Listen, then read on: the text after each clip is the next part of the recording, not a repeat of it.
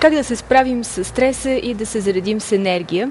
Този въпрос си задава всеки в забързаното днешно ежедневие. Една част от избраните форми за релакс и йога. Ако и вие сте изкушени от този род занимания, не пропускайте следващия разговор, защото наш специален гост тази сутрин е учителят по йога от Фондация Изкуството да живееш, Камлеш Барвал. Здравейте и добре дошли! Hello and welcome. Намасте, hello. С превода ще ни помага Красимир Бенямин, който е координатор на Фондацията за България. Здравейте на вас. Първо, за първи път ли сте тук в България и какви са впечатленията ви? What impression do you have? I was here a couple of weeks back Бях преди няколко седмици тук. For a few days. За няколко дни. And I just loved it here. И I met a много ми couple of хареса. people. I had a nice seminar. Срещнах се с много хора, имах много хубав семинар. I love the energy and enthusiasm in people. Много ми харесва енергията и ентусиазма в хората. People are very open Хората to knowledge. са много отворени към знанието. They are very aware Те са and they много want to learn more about a better будни. life. Искат да научат повече за това как да водим по-добър живот. I loved it. And Sofia has mountains, which I love the most. А София има планина, която аз най-много харесвам. Често казват, че българите и индийците имаме доста общи черти в темперамента, в Bulgarians and Indians have common character. You know, I felt very nice here. That's what I meant. Знаете, и това, което искам да кажа, че тук се I чувствам felt много добре. very welcome and very warm. Много приветствана, топло приветствана. I have been traveling almost whole of Europe. Обиколила съм почти цяла Европа. When I came to Bulgaria, I felt very, very warmly welcomed. И когато дойдох в България, се почувствах много топло приветствана. And you know, people were very similar to Indians, very open and light-hearted. Хората наистина са много близки така до индийците, много леко сърце имат, отворени. People were singing to me and writing poetry, Ни so which пеят was или ни nice. пишат стихотворения, което е много хубаво. Вие се занимавате с този вид йога от 12 To години this kind of yoga, 12 years ago, и сте since 12 years. сертифицирана от Световния йога алианс за върхови постижения. Кажете ни малко повече за пътя, който сте изминали тук.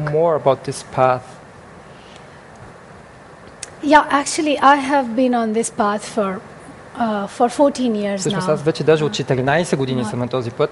For 12 years, I have been training and teaching. От 12 години преподавам. I took to yoga and spirituality while I was still in college. Още когато бях в университета, се запознах с йога и духовност. And I think it was the best decision I ever took in my life. И мисля, че това беше най-доброто решение в живота ми. I went to yoga class because I needed some physical fitness and Отидох на йога, защото се нуждаех от малко физически фитнес. only for my body and only for a healthy body.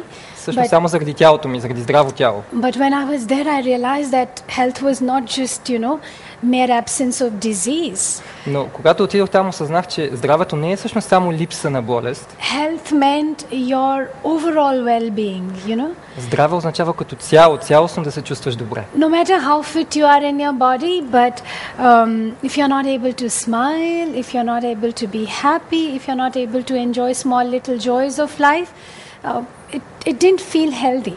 Няма значение в каква добра форма е твоето тяло. Ако ти не можеш да се усмихваш, ако не можеш да си щастлив, това просто някак си не се чувства здрав. And yoga gave me that, and yoga taught me that. И именно йогата ми даде това, йогата ме научи това. You know, because everything we do in our lives is influenced by the state of mind. Защото всичко, което правим в нашия живот, зависи от състоянието на нашия ум. Doesn't matter how fit your body is. Няма значение в каква форма е тялото ти. Every decision you make, Всяко решение, all your което правиш relationships, във взаимоотношенията си, even your professional life, дори професионалния си живот. everything depends on how you're feeling in your head. Всяко нещо зависи от What това your как state ти of се mind чувстваш is. в главата си, състоянието на ума ти. And no one actually taught us how to handle our Всъщност, mind никой не well. ни е казал как да се справяме с нашия ум. I had never learned that anywhere. Никога, никъде не съм You научила know, това. and there is no direct way to, you know, go and fix your mind И up. няма директен начин да отидеш там и да оправиш ума You си. cannot find a mind and, you know, try and screw some loose screws, you try and tighten them. Не It's може да just се not опиташ там да possible. потърсиш някакви винчета, които са се разпуснали и да ги затегнеш. И Yoga taught me how to йогата handle mind. ме научи как да се справям с ума. And there was this big shift and this big change in the quality of my life. Тази голяма промяна You know, в качеството на живота ми. All your life you keep saying, I don't want to eat more ice cream, I don't want to eat Иначе sweets. цял живот си казвам, не искам да ям сладки неща, не искам да You ям keep сладолед. taking these decisions, but you end up eating Вземаме every time. тези решения, обаче в крайна сметка продължаваш да ядеш. So yoga taught me Така to че tell йогата my ме научи mind what was good for me and Как stick аз with да it. кажа на ума си какво е хубаво за мен и да се придържам към And това. that changed my life И това completely. изцяло промени живота ми.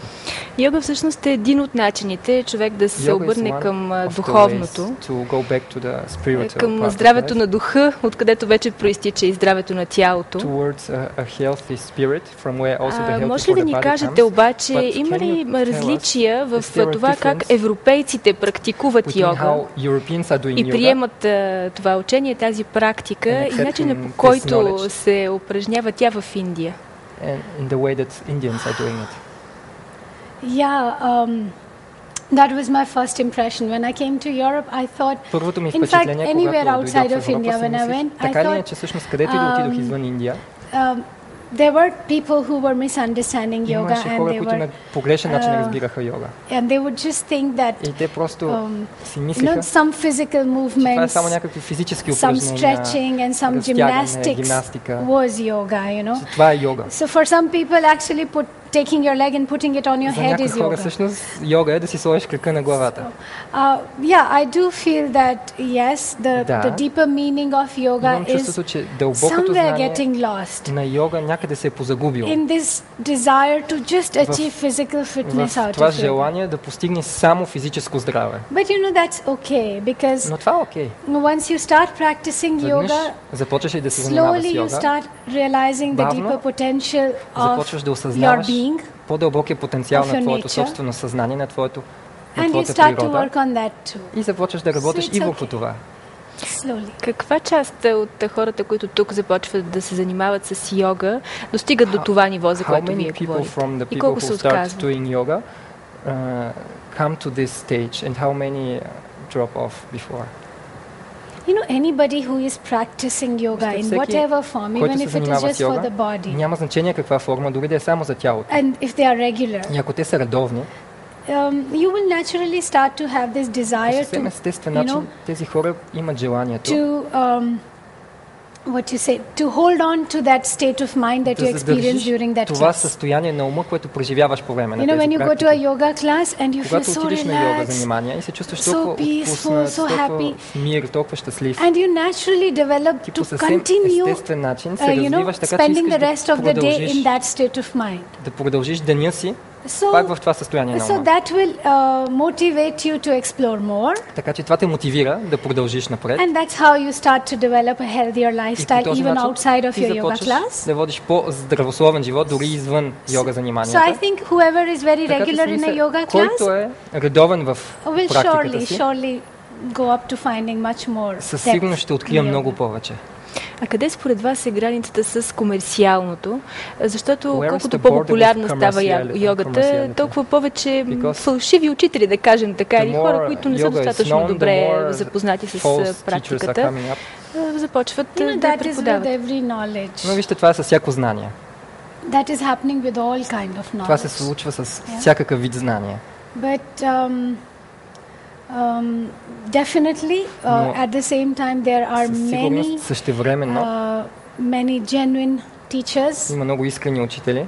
and you can make истински. out, you know, somebody това се who is вижда. practicing, Някой, somebody който who is практикува, happy който е inside. щастлив вътре в себе It си. reflects on their space. It reflects on their outside. Това има ефект върху You know? тяхната външност, външния им свят. I have met hundreds and thousands of people all these Срещал съм се years. с стотици хиляди хора през And тези there are few години. people when you just lay your eyes on and Има you някои хора, които само know, като ги погледнеш, ти they are знаеш. beautiful. О, те са You прекрасни. feel calm and happy around Ти them. се чувстваш спокоен, And щастлив there около are тях. people who are genuinely И practicing. има And такива many, хора, които many. наистина искрено практикуват. So just because we Така че come само across couple of people Защото who are сме making срещали някои business хора, out които of правят бизнес some knowledge, от някакво знание, we should not get discouraged. няма нужда да се разокуражаваме. We keep practicing. We keep Продължаваме да moving on. практикуваме, продължаваме да се движим напред. And on this path, we will surely meet people И със сигурност who на have benefited from тази this пътека knowledge ще се запознаем genuinely. с хора, които наистина са получили нещо от they това will знание. contribute to your life in a positive way too, for sure. И които без съмнение могат да допринесат с нещо положително към твоя живот. Сега искам да попитам Красимир. Now I want to ask, Красимир. Имате ли информация какъв брой хора тук в България практикуват йога? Всъщност вие от 7 години ми казахте, че сте в фондацията, така че имате наблюдение определено на ситуацията тук в страната. Да. Значи в последните години около 30 хиляди човека са минали през програмите, нашите програми. Сега не мога да кажа за други йога течения, но през нашите програми над 30 хиляди човека от цяла България.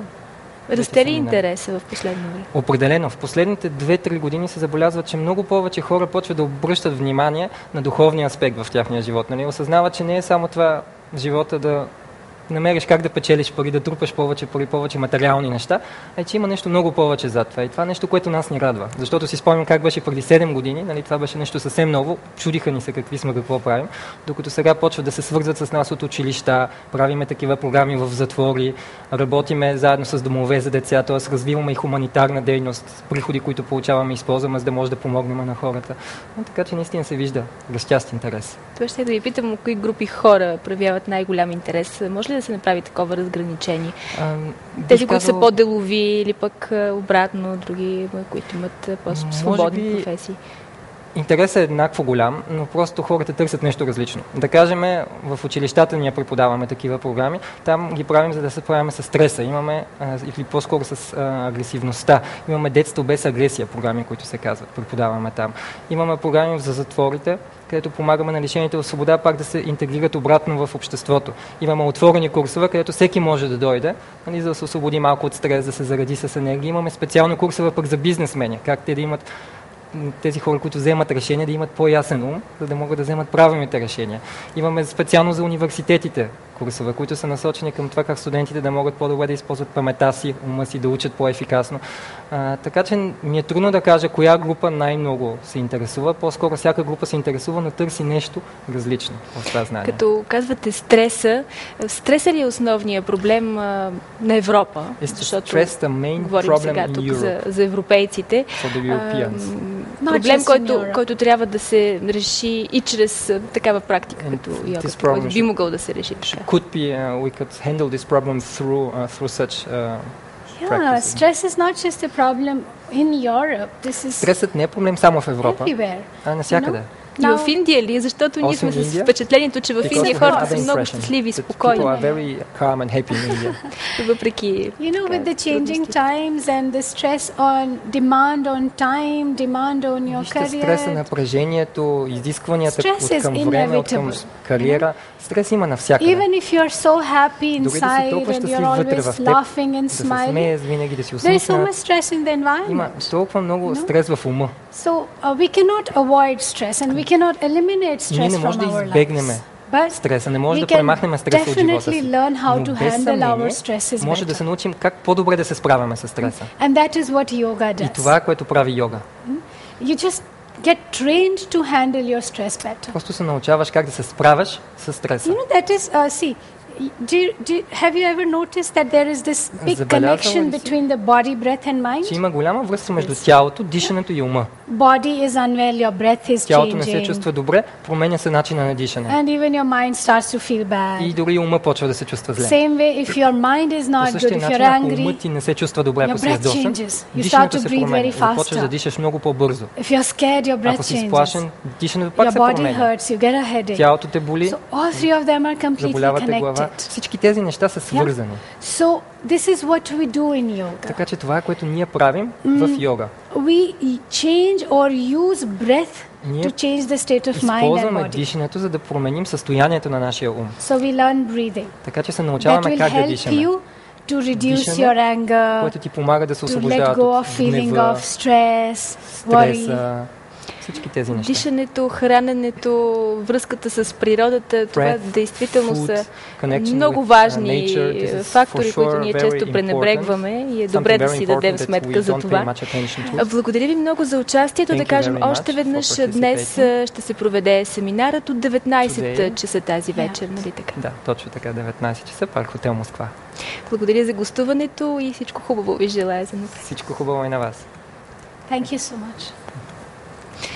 Камлеш Бървел с информация за техниките за здравословен живот според йога практиките.